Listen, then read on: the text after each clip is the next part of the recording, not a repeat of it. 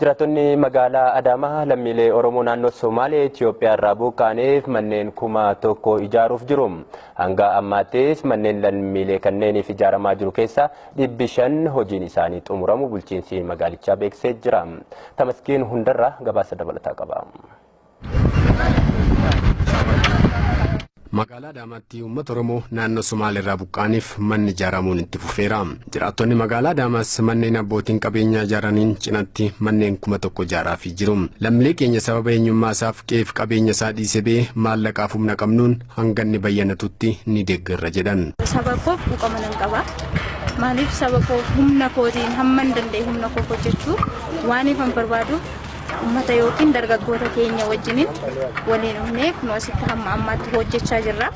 Haalli hojjennu kun immoo amma bichaa osoo hin ta'in gara fuulduraatti maal akka irra gahanii ummata kana as gashinee dura darbinee dhiisuu osoo hin ta'in gara fuulduraatti maal akka ta'e dargaggoota kana faana taanee isaan faana akka jiran yookiin immoo haala kamiin akka jiraatan isaan faana akka hojjennu nan barbaada yeroo hundaa jechuudha. Qaamoleen hawaasa kana bakka bu'uun manneen kan Oromoota buqqa'aniif ijaaraa jiranis tumsaaf deeggarsa uummanni magaalichaa taasisaa jiru kan dinqisiifatan ta'uu dubbatan.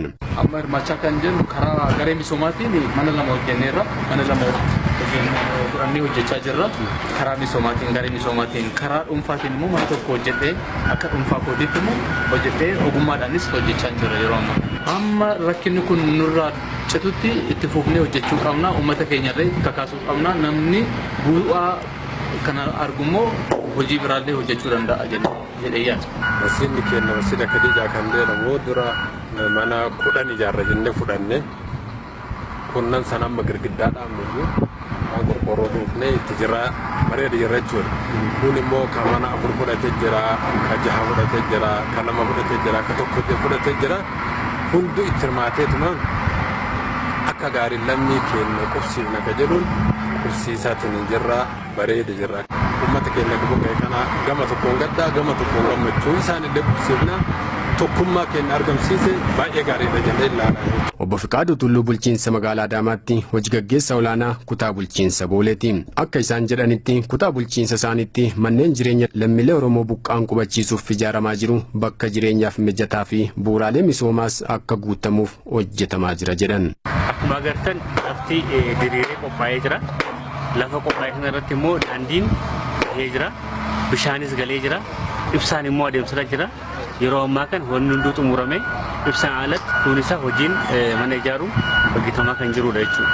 Turbeewwan lamaan itti keessatti guutummaa guutuutiin xumurra kan jedhu karoora qabannee jirra jechuudha. Obbo Turaa Gizaa'u itti gaafatamaa waajjira kantiibaa magaalaa Adaamaa fi walitti qabaa koree deeggarsa lammiilee Oromoo naannoo Somaalee irraa buqqa'aniiti.